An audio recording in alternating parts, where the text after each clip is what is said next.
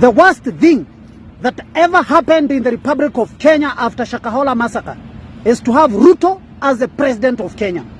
Ruto is only good in cutting deals where he is getting his share of money and cutting political deals for his political survival. Ruto is an expert and almost a professional in almost everything. He's the best lawyer who can fix the judiciary in a day. He's the best teacher who can administer national examinations free from irregularities and free from exam malpractices. He's the best economist who can tax anything and everything that comes his way. He's the best doctor who can treat people with fake NHIF without caring whether you'll get treated or whether you'll get healed or not.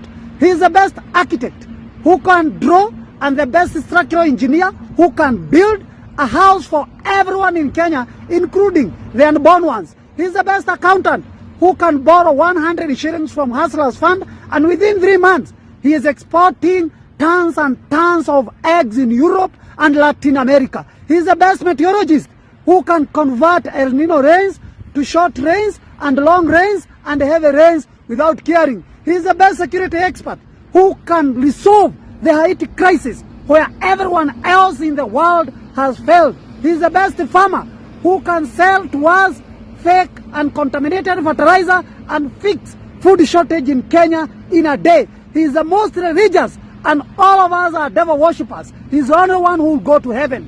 Ruto is the most useless and the worst president Kenya has ever had, and it's high time he goes out, or we throw him out, or else he resigns. You are a shame, President Ruto, and don't think you are indispensable.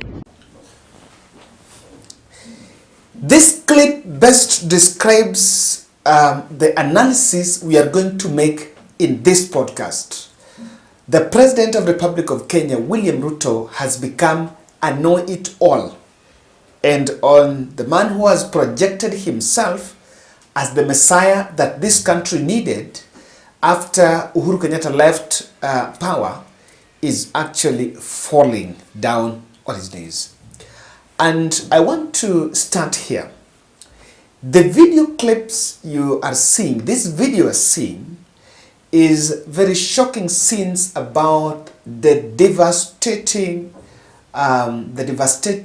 floods that have wrecked different parts of the coastal region, that is Mombasa, Tana River, and Kwale. Now, most of what the scenes that we've seen on how houses, or rather not houses, but on how cars have submerged in deep water, in water. 2 KRA officials in Kwale actually went missing, and the bodies were recovered later. And I think quite a number of Kenyans have undergone losses. The demand for humanitarian aid is increasing because I think that was in Tana River that over now 5,000 families are in need of food, shelter, and maybe just find a place on how they can manage. So this is really the real situation, and whether we like it or not, or looking at what is happening in this country, there is no denial that El-nino is here with us. And by the way, if you are in the areas that you suggest, you think it can come, you guys need to be a little bit, you can move to a safer places. Let me remind you, for those who will remember, in Narok, I studied in Masai Mara University. So this is one I witnessed. And I want to give you this example so that you can figure out where you stay. From Narok town, there is River Wasonyiro. So it separates the other side of Narok town and the other side of the university. So somewhere, I think it was in April 2016, I can remember vividly. Thus, rain started somewhere, I think it was around 4, and it only rained for some 2 hours. But after those 2 hours, cars were swept away from the other side of Total, all the way through the Narok, it can cross up to the other side. I think most of you can remember. And people lost lives, by the way. In fact, it rained, no one even thought that it would happen. So in terms of flooding, there are quite eventualities, and if you are staying in a place where you think it's a bit unsafe, you can move. Now, while this is going on, I have seen ASAL counties, governors from ASAL counties asking why the national government has not given them the emergency fund that was set aside for El-nino. And this is the same voice that Mombasa Governor Abdul Swamad Nasir is asking William Ruto, where is the money that you promised us for El-nino kitty? And they're simply coming out to say that they are yet to receive any penny from national government. That is what Nasir is saying. I've been asked whether Mombasa has received any funding kwa sababu nimeona wengine. Now, I know that even at the county level there was some element of preparedness. What I don't know is whether all the counties were prepared, but even if areas that did not expect El-nino, that maybe this was not announced, I know the governors will still take time to take corners and twists so that they can also collect some few coins on this. But then the governors at the county level, I know there was a bit of preparedness, but there was the National Emergency Response Team. The National Emergency Response Team was the team that was coordinated by Rigathi Gachagua. I may not have full data, but I'm yet to see any other effort or any penny that has been spent from the national government going to these areas. And if Mombasa is the one, I think so far Mombasa and Tana River are the most affected so far. What I've only seen this afternoon is some choppers have also been unleashed, dispatched to some of these areas, and I think probably for evacuation, it may be humanitarian aid, so we are yet to see. But something caught my attention, and this is what I wanted to look at. How did it come that there was some miscommunication in this El-nino issue? Because it started here. When President William Ruto attended a church service, I can remember vividly, it was in Kawangware. That was the day after he flew from Saudi Arabia, he came back in the country. And while attending that church service, he said that, according to information that he received, that the country was no longer going to expect El-nino. Tumekuwa na changamoto ya mambo ya mvua katika taifa letu la Kenya, na tukapata matatizo, hatukupata mapato ya kutosha. Mwaka uliopita tulikosa karibu magunia milioni 10 ya mahindi, katuletea matatizo, bei ya unga ikapanda. Si ni kweli? Tukasema tutakuwa na mpango. Tumeweka mpango, tumeketi chini na wakulima, lakini tukasema hii mpango hata kama tuko nayo, tumenunua mbolea, tumepatia wakulima mbegu, wakulima wamejitayarisha, lakini Mungu asipotuletea mvua, hii kazi yetu itapotea. Tukaenda pale Nyayo Stadium, tukamuomba Mungu. Hata wengine wakatuchekelea, wakasema angalia hawa, ati rais mzima ameenda ati hapo Nyayo Stadium ati kuomba. Lakini jameni, Mungu alitupatia mvua, hakutupatia. Mungu mwaka huu ametupatia mvua ambayo hatujaona karibu miaka 4. For the last 4 seasons, we've never got a harvest like the one we have this year. Na tunamshukuru Mungu. Mipango yetu, na tukaweka Mungu katikati ya hiyo mipango, ndio sababu leo tumevuna mahindi magunia milioni 44 ambayo inaendelea sasa. Makadirio yetu ni kwamba mwaka huu tutaongeza mazao yetu ya shambani by an extra 45% ambayo itapatikana. Na nia yetu ni kuhakikisha kwamba tusirudi mahali pale tena, mahali unga inafika shilingi 230. We will never go there again. Mungu atatusaidia so that we have enough food to feed our country. Na hiyo ndio mpango yetu. Hata juzi mlisikia tukawa na habari pengine kutakuwa na El-nino ambayo itaharibu kule, itaharibu mali nyingine, lakini Mungu ni nani? Mmesikia wale watu wamesema tena ile El-nino haitakuweko, wamesema kutakuwa tu na mvua kubwa lakini haitafika pale ya kuharibu. Si tunamshukuru Mungu jameni? So na hiyo mvua nyingi ambayo tutapata, pia tumejipanga katika hii short rains. Tumepanga pia wakulima watuzalishie chakula tena, so that we have another harvest by January or February. Na ndio niliwaeleza ya kwamba njia ya kuondoa matatizo ya njaa Kenya sio maandamano, na kama ni maandamano shambani. Now, like from there, you know, you can look at the way the information was sugar-coated, and if you want to know, Ruto is speaking in some pressure. I think he needs to withdraw from the public. He seems to be cooling people, you know, that's why you will find the hands here. He seems to be cooling people, knowing that things are bad, but now we want to, you know, just information about impressing. Now, this was William Ruto. Now, yesterday on Sunday, the meteorological boss appeared in Citizen TV. And to the surprise of the country, he was saying that the Met Department never told William Ruto that there was going to be no El-nino. In fact, according to him, to date, he doesn't understand the person that's misguided the president on the issue of El-nino. And from what you can actually gather from him, clearly, he seems to be saying that that was Ruto's own political statement.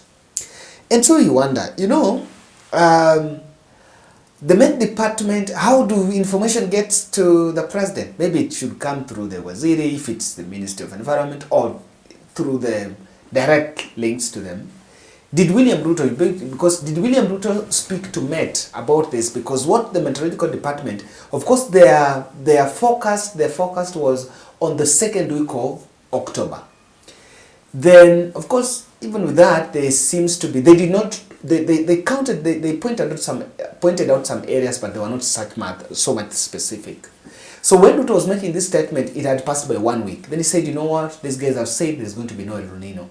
The truth of the matter here is, Ruto might have, the Met Department did not reveal that information. They later spoke about advance rains. But then, so it had to take Rigathi Gachagua to ask the Met boss to apologize to Kenyans on behalf of Ruto. And you know, that scene, it was a press briefing that was to be made. And that scene captured my attention because why would a Met boss apologize if Rigathi Gachagua is there? What is the difference? If you are apologizing to Kenyans, then why didn't Rigathi do it? I found it it borders some sort of harassment. Because this guy is saying, I did tell Ruto about El-nino. I did say about it. But Ruto came and said that, you know what, there is going to be some, there was not going to be El-nino. So he had to make that apology, and to make it public, some people really felt like it was unnecessary. And if Rigathi Gachagua wanted to apologize to Kenyans on a mistake the Uhuru amefanya, then because he is the second most powerful person and Uhuru's closest friend, or not Uhuru, Ruto's closest to power, then himself he would have taken that opportunity. But that did not come to stand well.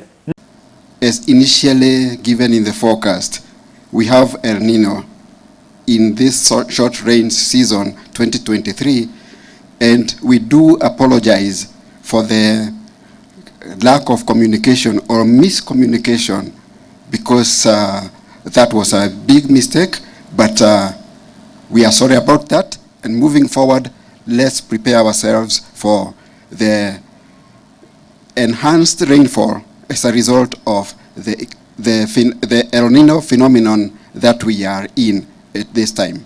Asanteni. Over the last few weeks, the Emergency Response Committee is coordinating a consolidated approach for efficiency and effective action. This is preventing duplication of the response, as well as ensuring no place or person is left behind. We are also supplying safe and clean water and addressing other sanitation concerns in the various rescue centers. We are also monitoring the progress of the rain patterns for measures of averting catastrophic outcomes. The Ministries of Health and Agriculture are also on the ground monitoring the situation to prevent possible outbreak of diseases, including animal diseases. Mobile health facilities are being put in place in areas where infrastructure has been destroyed or marooned. The Kenya Defence Forces is running an operation center at the Kenya Defence Forces headquarters. The Ministry of Interior and National Administration is providing security response round the clock and assisting in monitoring the situation and updating all the other agencies in real time.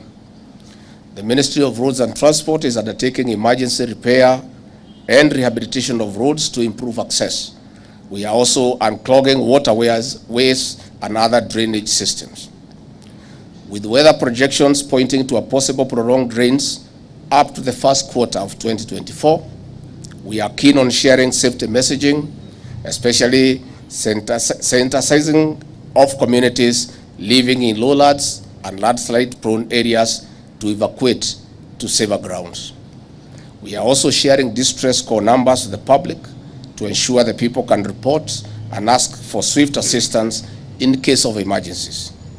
On this note, we'll call upon you, the good people of our media, to work with us in raising awareness on the threats and risks to avert loss of lives and livelihoods.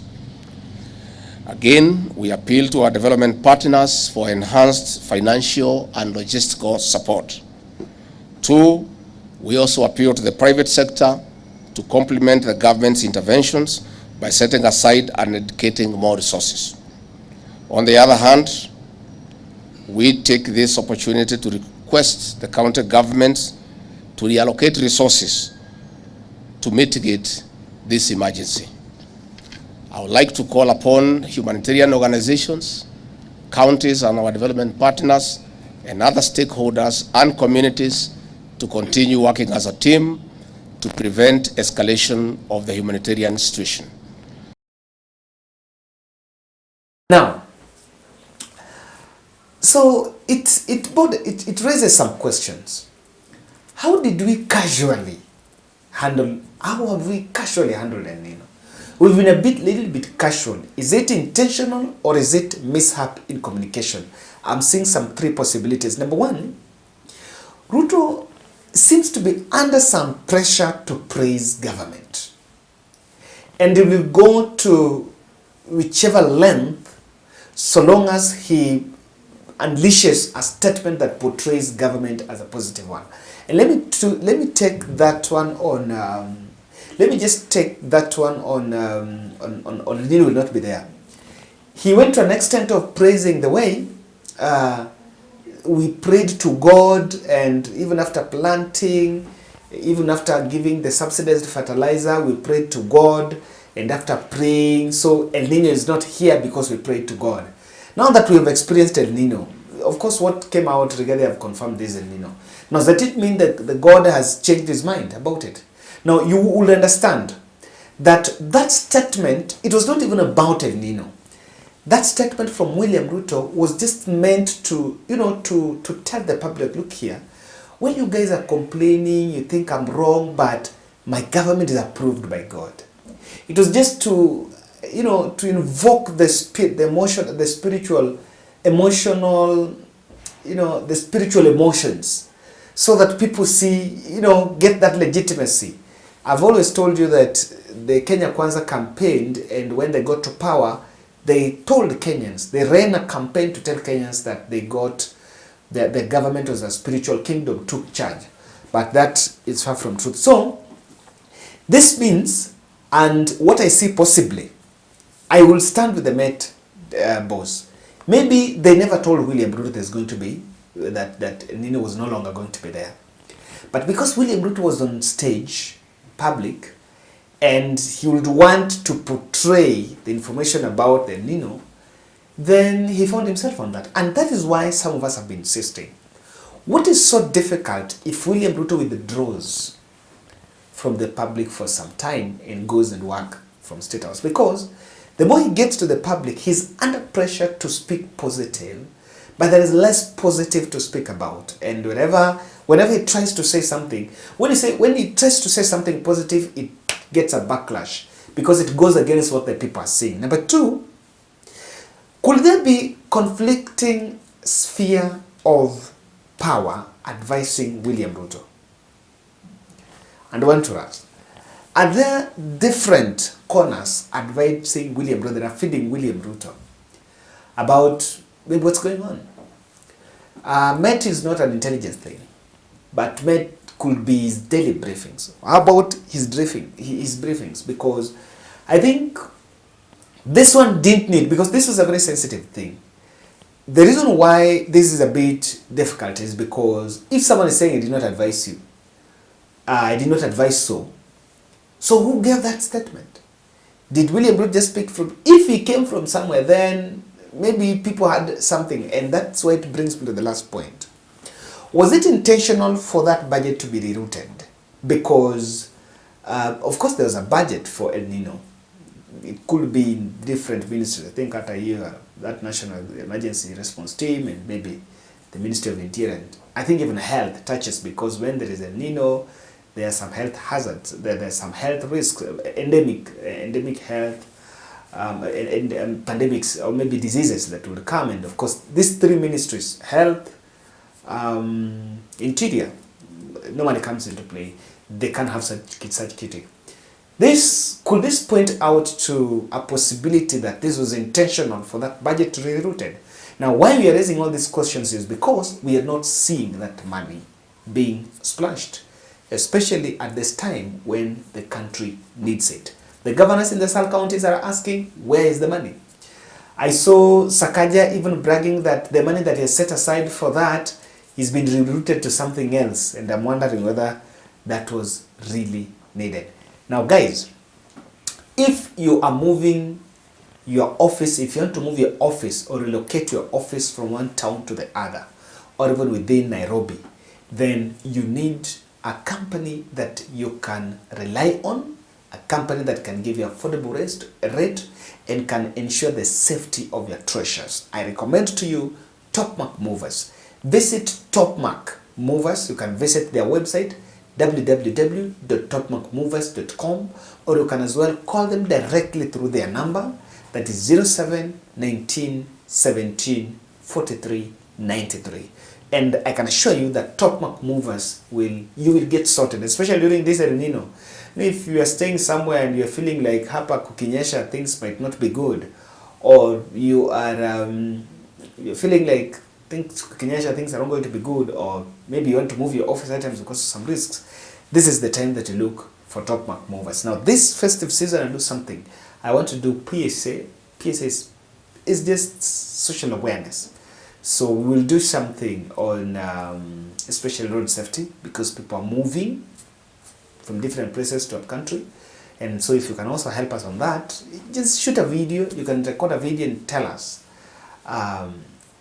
Send a message about road safety during this festive season, and I'll be sharing them at the end of every podcast. So that will be my awareness for this season. We shall do that from the 1st of December all the way to end of December. So join us in that. Just record a video. Advise a driver about safety driving. Advise passengers about safety driving. Let's just do that awareness. That's what I want us to do for December. And prepare. You can share. Those who will be willing to record, you can even record, share with me here. And of course, we want to share that and share that information to us. Thank you.